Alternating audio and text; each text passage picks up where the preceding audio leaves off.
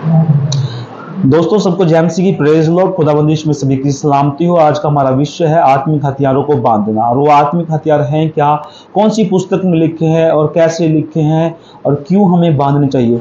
जब हम पहला सवाल हमारा ये है कि अगर हम यीशु मसीह को मानते हैं तो क्यों यीशु मसीह हमारी रक्षा ना करे। यीशु मसीह को हमारी रक्षा करनी चाहिए। उसके स्वर्गदूत हैं, पवित्र आत्मा जो हमें गाइड करे।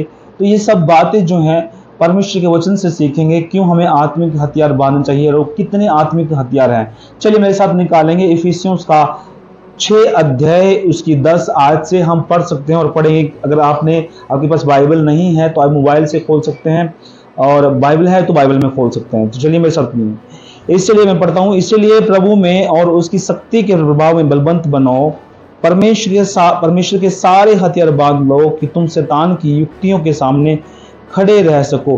परमेश्वर का वचन कहता है कि यहाँ जो परमेश्वर की शक्ति है उसमें बलवंत बनना है, और परमेश्वर के सारे हथियार जो दिए गए हैं उसमें हम बांध करके खड़े हो सके, ताकि शैतान की शक्तियां जो है उसका सामना कर सके, उसमें स्थिर रह सके। परमेश्वर का वचन कहता है।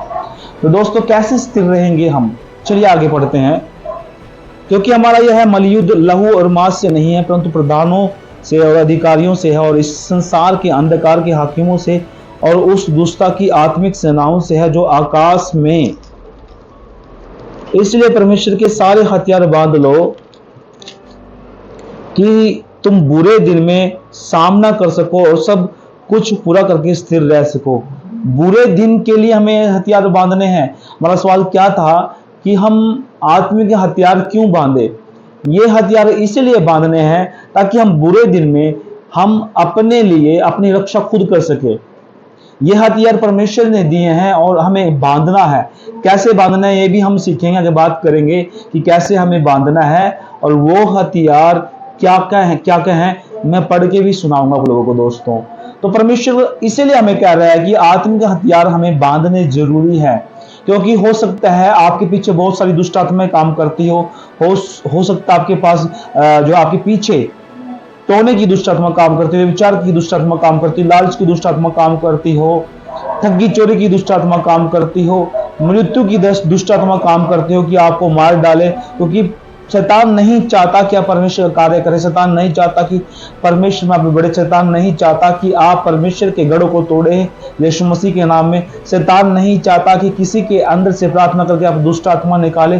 तो वो हथियार आपके लिए है, इसीलिए बनाए गए हैं और इसीलिए हमें बांधने हैं। इसलिए हम हथियारों को किस तरीके से इस्तेमाल करते हैं तो ये हमें परमेश्वर बताता है। चलिए हम अब सीखेंगे।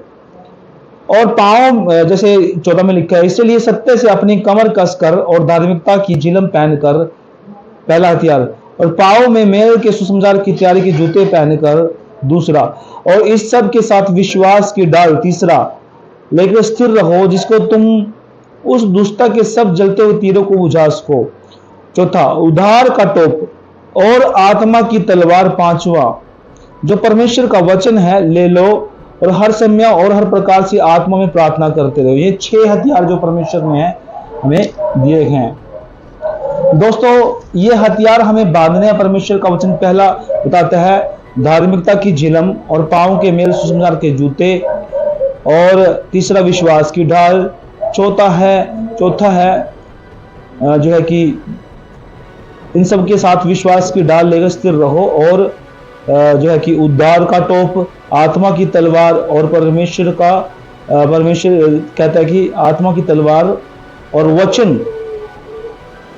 आत्मा की तलवार और वचन और प्रार्थना।